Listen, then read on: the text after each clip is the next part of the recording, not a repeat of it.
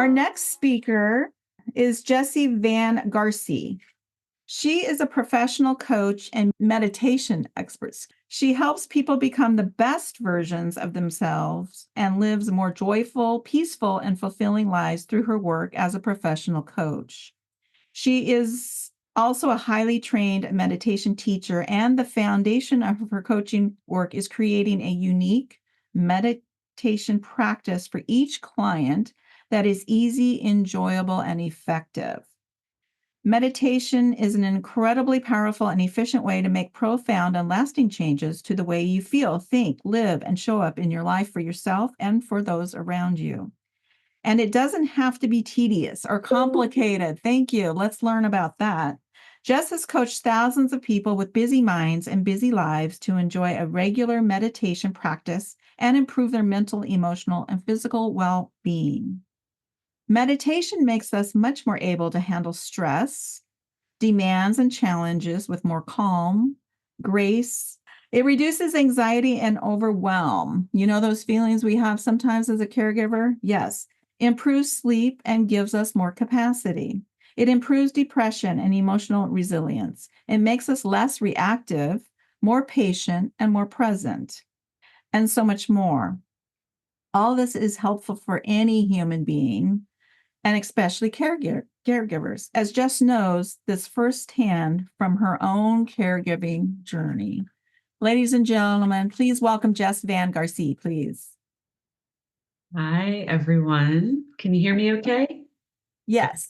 And thank you for that introduction and summary of the talk, and for having me here today. And I give a lot of these talks, but this one is very near and dear to my heart. So, in addition to being a professional coach and meditation and mindfulness expert, I was also a caregiver for my brother while juggling a busy and high-powered career and a small child. And my meditation practices were not just helpful, but I would really say critical in that they profoundly improved the way that I experienced that time and showed up for him and everyone else.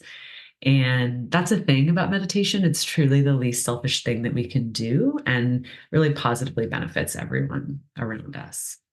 And as was mentioned, there are endless benefits. There's studies coming out every day about the benefits of meditation.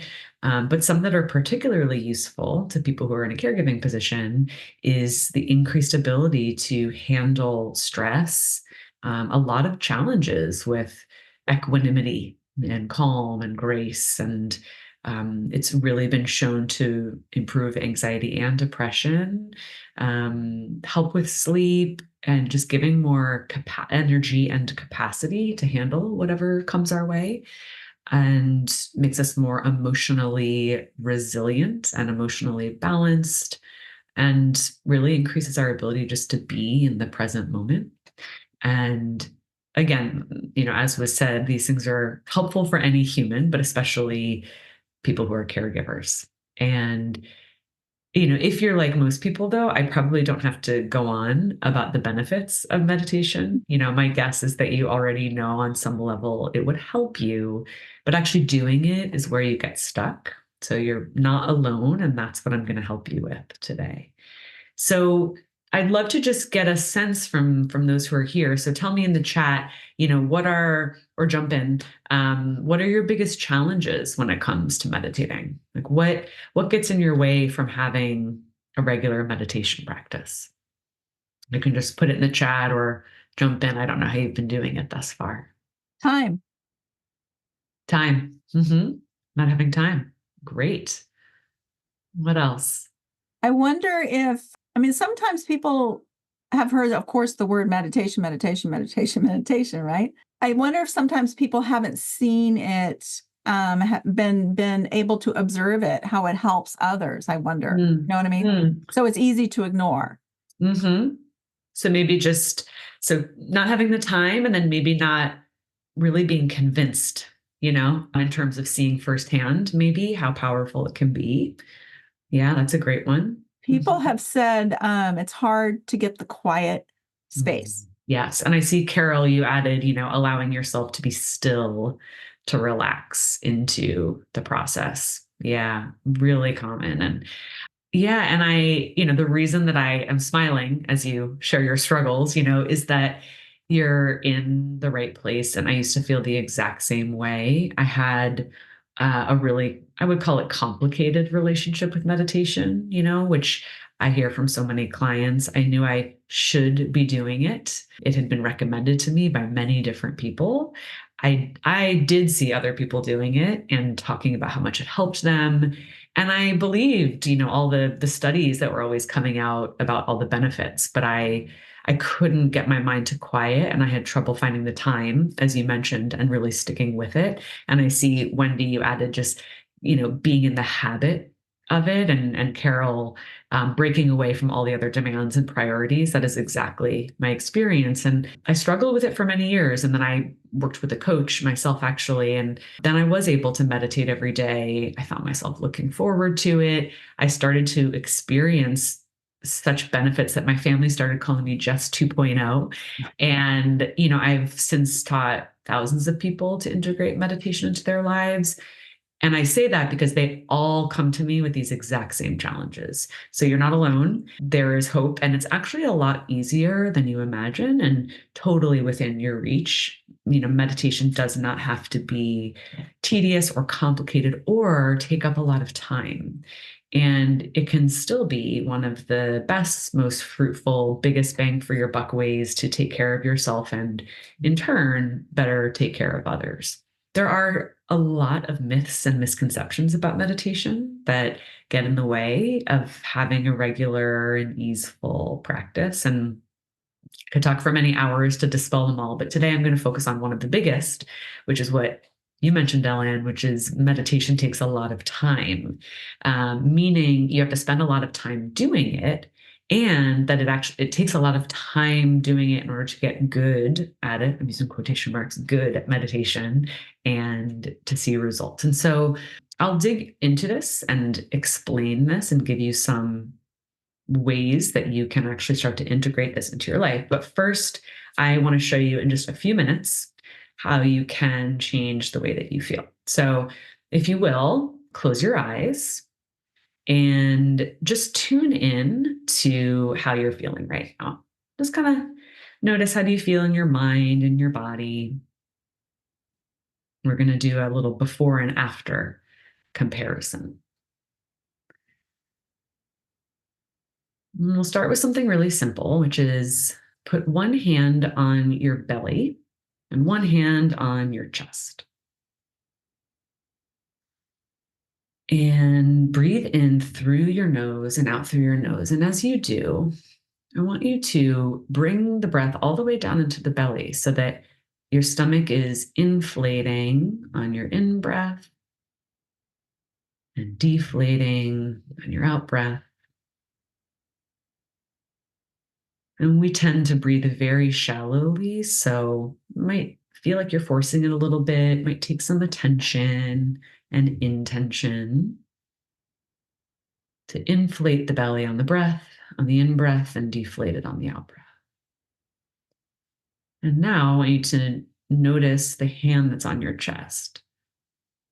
I want that hand to stay still, and instead the hand on your belly to be inflating and deflating.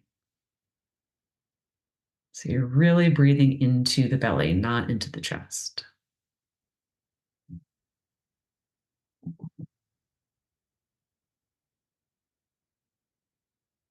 In and out through the nose.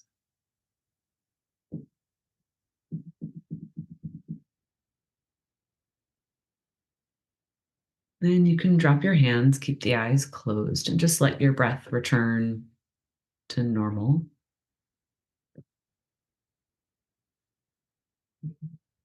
And I want you to notice what it is that you can feel right now.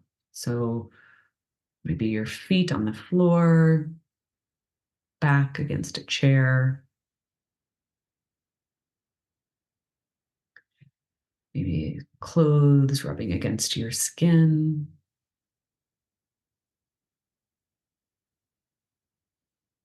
maybe a little draft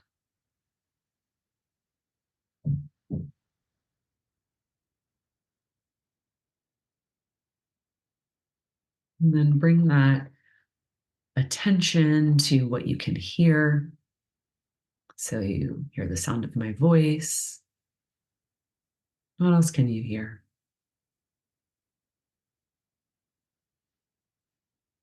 Maybe the sound of your own breath, noise outside of the room or the house that you're in.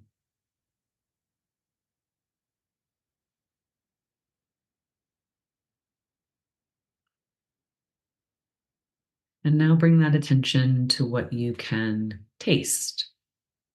If you don't taste anything, it's fine. You just notice the absence of taste. No need to identify what it is. It's not about what you find, it's just about the act of looking. You're just noticing, and maybe what you notice is just your mouth is a little dry, or maybe there's a bit of a metallic taste.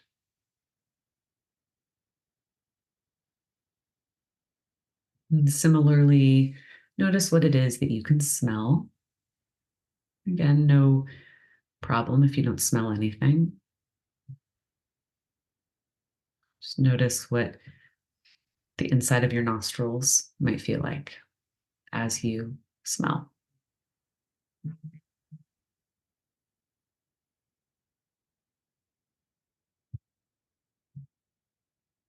And now slowly open your eyes, but keep your gaze down and keep kind of a soft, unfocused gaze. Just kind of take in your whole visual field around you without focusing on anything. Just kind of noticing peripheral vision and everything you can see, and slowly start to bring your attention to one object. Just pick an object that's in front of you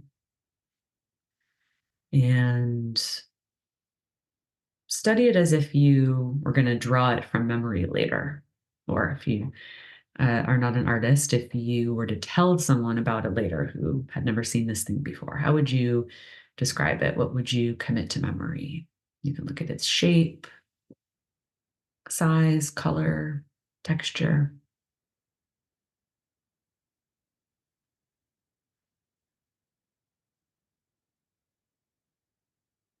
Good. You can let that go.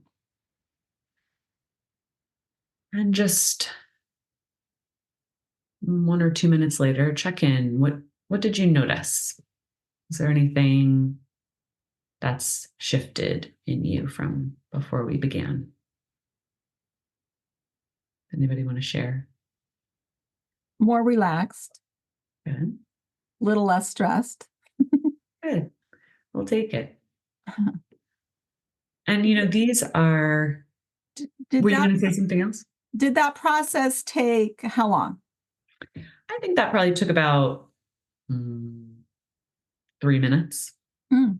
I would say. Yeah.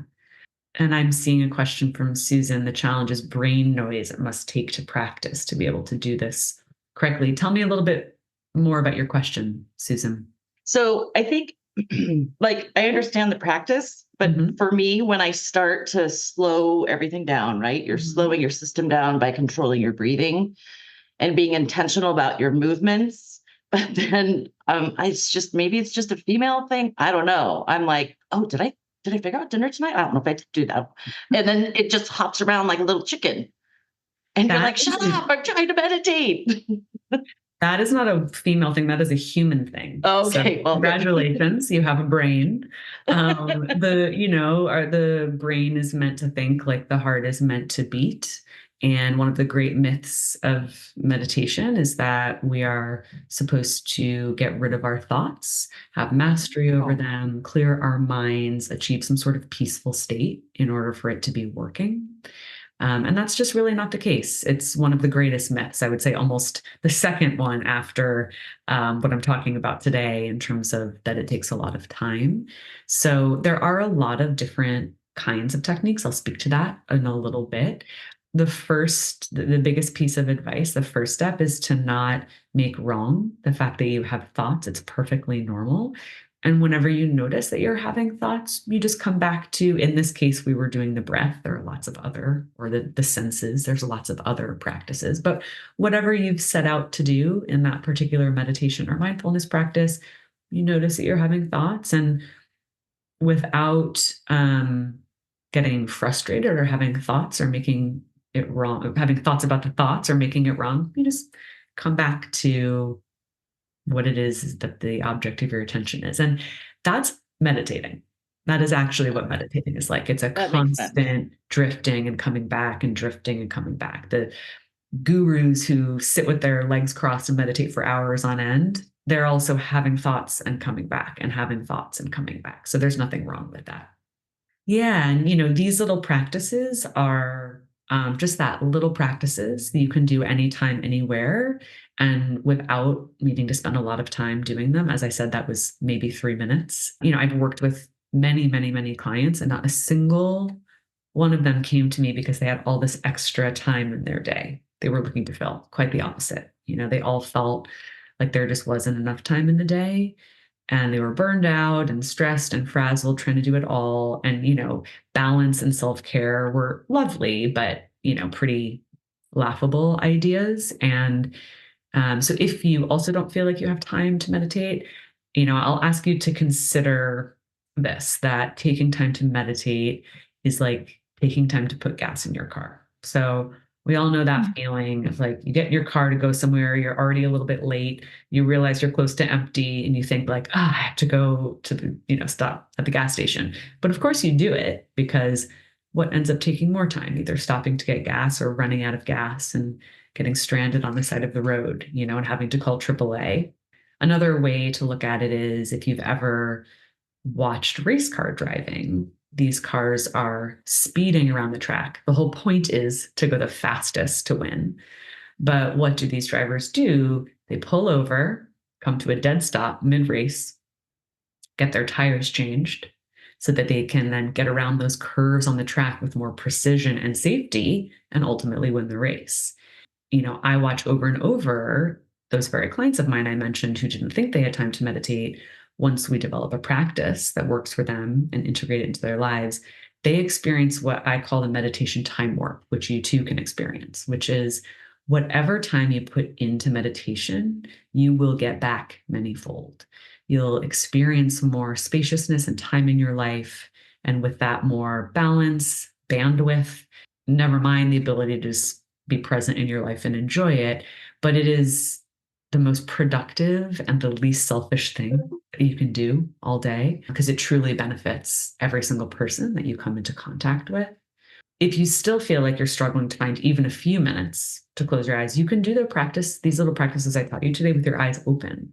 So you can just take some belly breaths, eyes open, while you're on a meeting, while you're in an appointment, while you're in the car driving, while you're at the grocery store.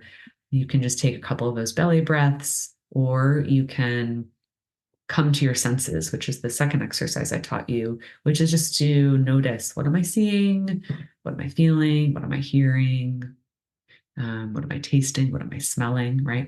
Just checking in with your 5 senses. You can do all of that in less than a minute without having to stop what you're doing, and nobody even has to know.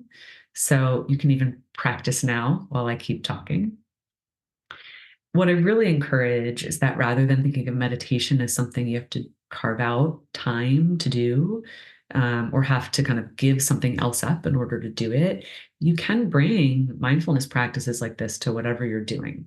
You can think of it as the ultimate efficiency hack, the ultimate multitasking, and really the only kind of multitasking that actually works and leaves you feeling better, not worse and more burned out. So what I started to say earlier, Susan, to your question, is what we did here today are just a few simple techniques, but there are many, many others. So to say you've tried meditation is like saying you've tried exercise. There are many, many different ways to move your body, and the same is true for meditation. There's many, many different methods and techniques and styles. And so it's about finding what works best for you. That's a big part of what I do as a coach, because it sometimes takes experimentation and training in different kinds of modalities to find the techniques that you actually like doing, that you look forward to, that fit into your life, and that serve your goals and what you want for your overall lives, meaning they give you the benefits that you're looking for. And I say all of that because if these two little mindfulness moments didn't click or resonate for you, then there's just another technique out there for you. There's no such thing as a person who just isn't cut out for meditation or just can't do it. It's just finding the right technique. So just keep trying different ones on. And then once you find techniques that actually work for you, that you like, that feel easy, you just sprinkle enough of them throughout your day and you will see benefits. And I really encourage you to not underestimate the power of these simple practices. Don't be fooled by their simplicity, their lack of fanciness. I see in my coaching clients time and time again how by integrating meditation, they're able to create profound and lasting changes in their lives that they weren't able to before. And that holds true no matter what specific life goals I might be working with them on in coaching. What I see as the theme is that mindfulness is the key to getting unstuck. It gives you increased ability to make significant changes in the way you feel and live and show up in your life. And meditation has been shown to actually change our brains, change the matter of our brains and create neuroplasticity, right? So the ability to create new positive pathways in our brain and get out of ruts and habits. And, I think of meditation like an operating system upgrade. So how your computer will tell you when there's a system upgrade available. And I'm totally guilty of ignoring that. I always like push it off till later because I don't want to pause what I'm doing. It's not a convenient moment. And then my computer starts to run more slowly. Maybe a program freezes or I can't download some new software that I want. And then I upgrade my operating system and then everything just runs more efficiently and I can do a lot more. So you and everyone around you will benefit by taking a few minutes to upgrade your system, to fill up your gas tank, to change your tires. It really doesn't have to be nearly as complicated as most people think. Doesn't mean you have to give things up or find huge chunks of time. Doesn't need to be a big production. You don't need to be so precious with it. And as I said to you, Susan, you don't need to clear your mind or achieve some sort of peaceful state in order for it to be working. In fact, you're meditating for how it feels in the other 23 plus hours of the day. You're not meditating for how it feels inside your meditation. That's a great misconception. So how it is inside your meditation is actually no indication of how it's going to help you in the rest of your life. Thoughts inside your meditation are no indication of it not working. It's really about how we handle those thoughts, which is to accept them and simply to say, oh, I've been thinking, as opposed to, oh no, it's just an oh. And that shift can be really powerful in and of itself. One of my clients loves to practice the techniques I taught her on the New York City subway every day. Another, we designed practices she does every time she's on Zoom calls. Another, she has a program she does every morning while she gets her kids and herself ready. So, and all three of these people are, I would say, blown away by how much more ease and space they have in their lives, how much better they show up with people around them, how much more joyful and lighthearted they feel, and everything just feels easier. It's quite simply, they feel better. And I say that because, the key is just to not let the perfect be the enemy of the good and to let go of what you think meditation is supposed to look like or feel like, and just keep it really simple. So we'll open it up for Q&A and some final tips in a moment. But before we do, I just wanted to give you some possible next steps to take this further. One would be to just practice the belly breathing or the coming to your senses exercises that we did today.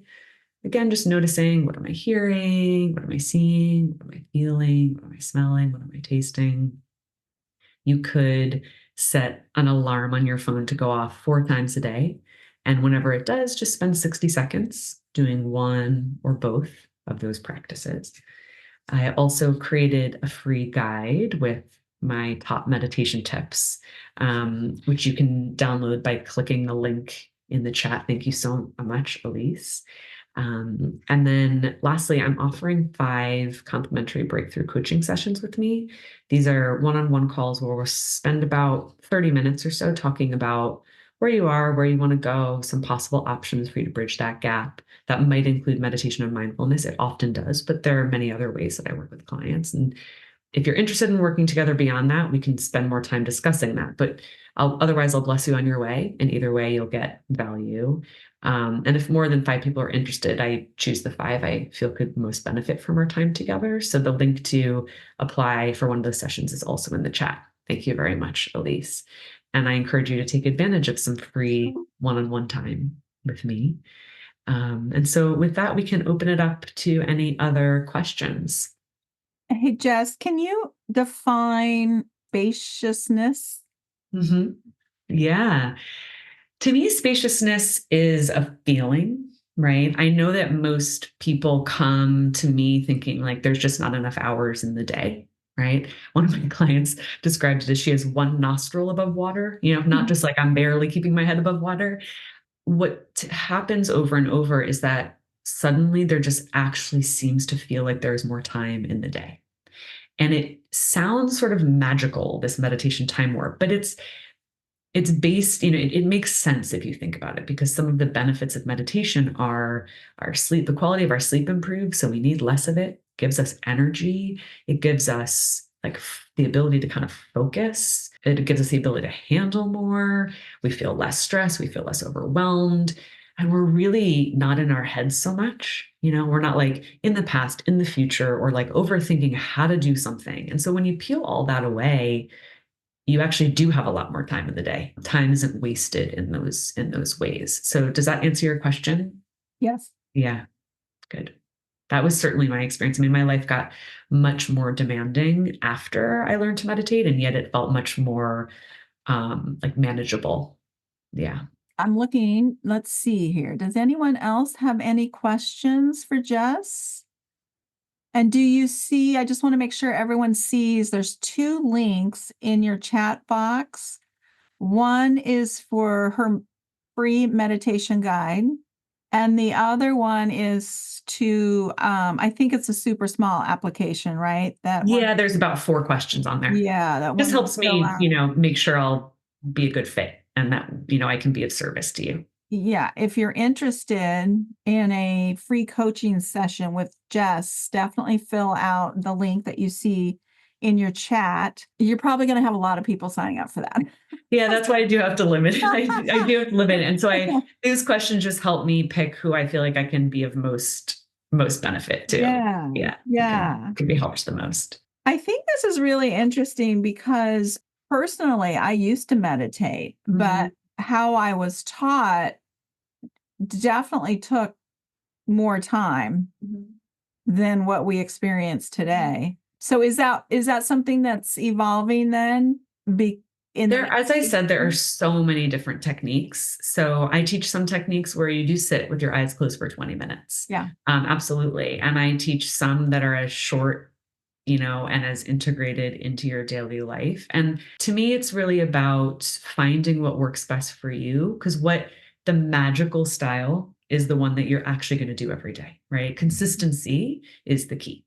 So Yes. you won't hear me say like, oh, this is the best technique. The best one is the best one for you and for your life. There are a lot of paths to the same place. So it's about finding one. And, and I think it's also about finding one and kind of just sticking with it, right? As opposed to I think it was Jackie Chan, he said something like, I fear not the person who's practiced 1,000 kicks one time each, but the one who's practiced one kick 1,000 times. And so we can kind of do a little bit of this and a little bit of this and a little bit of this, and really just like spending the time to find a technique that works for you and then sticking with it is how you're going to get the biggest benefits over time. And it can be overwhelming. There's so many different styles out there. It's a downside of how accessible, free meditations are these days, that it can sometimes be a little overwhelming. Absolutely. Let's see here. Somebody wrote, get out of the habit. Okay. So you were mentioning maybe set your watch 4 times a day. Yeah. What if that seems like too much? Yeah. One other way to start to integrate this into your life is to attach it to existing habits. So pick something like every time I brush my teeth, or every time I wash my hands, every time I'm driving, something that is already a habit in your life. And it's called habit stacking. So you can kind of piggyback on that and start to make that association. And then you don't have to think about it. And again, you're already brushing your teeth, so you might as well practice mindfulness while you do it. That makes sense. And I Okay. suggest too, I really recommend doing these kinds of practices like preemptively, not waiting until you're super stressed or super reactive. Instead of using them like a fire blanket to try and put the fire out, you just integrate them into your life to kind of instead of using it like a fire blanket, it's almost like you're clearing the brush away so the fires don't start. Like every time you do it, you're putting a little more gas in the tank. You have a little bit more to give, to the challenges and the demands of life. So, yeah, doing it preemptively is really where you'll find the biggest immediate shift in the ease that you can feel. Okay, so you mentioned when you're driving. Yeah. I'm sorry, I think that's a bad idea. I think coming into the present moment when you're driving and calming your nervous system, that there are certain styles of meditation I certainly say don't do while you're driving, that can put you in a very deep place and certainly require your eyes being closed. But coming into the present moment will make you more a better driver in that moment. You're not, we've all had the experience of driving and you're like distracted and you're like, oh gosh, I don't even remember driving there. You weren't very present. You weren't a very good driver then. So to come into your body, to come into your senses, brings you more into presence. Yeah. That makes sense. That makes sense. Excellent. Are there any questions for Jess or comments? I feel like there's got to be a few. Don't be shy. It's okay. This is all about learning. I really liked how you said meditation is like, upgrading your operating system. That was super key. Loved it. Yeah. Yeah, it really is a foundational practice. It's like it really helps everything in life run more smoothly, which is why I think it's one of the most useful things that, sort of for people who are time limited, that's what I mean when I say it's sort of like the biggest bang for your buck to spend some time doing that, because it really does impact every aspect of life. Yeah, absolutely. Absolutely. Well, thank you for You're welcome. You're welcome. presentation today, your talk today. I know that I got an awful lot out of it. So thank you very much. You're welcome. Thanks for having me. And I appreciate everyone, taking the time for yourself too. Oh, we do have a question. Thank you. Hi, it's Molly. I don't know how to do the chat thing, so I'm technically challenged, but could you put put back on your website information, your contact information? Sure. Yeah. I think that there actually is an end slide. The other thing I thought was really interesting is you said, and maybe we can talk about this a little more, just really quick. You said it's not so much about the meditation and what you're thinking about while you're meditating or getting meditation right. It's the process. And what's important about meditation is how it basically transfers later into your life. That was fascinating. I've actually never heard about that before. Do you have any other comments that you'd like to share? Yeah, I think again that gets back to like one of the greatest myths and misconceptions about meditation, which is that we're doing it to feel better in that moment. We're actually doing it to feel better in the rest of our life. We're not meditating to get good at meditation. We're meditating to feel better in life. And so really breaking the connection, the association between what it feels like inside with what it's going to make you feel like outside. So you can have a meditation where you have a lot of thoughts and it's still going to help you. It's still doing something useful. And in fact, the more that your mind drifts and you come back, and your mind drifts and you come back, you're building a muscle. Like, you're strengthening your ability to come back to the present moment and get out of your thinking. So it's like, using weights at a gym, right? So you're like, great, a lot of thoughts in that meditation. I just built some muscle there, so it's a gift. It's a gift even. Can you use meditation? This was actually sent to us when someone registered.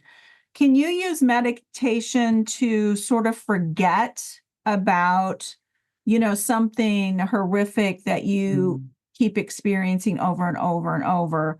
Like you witnessed your partner having a seizure or having multiple seizures, and, they can't get that out of their mind.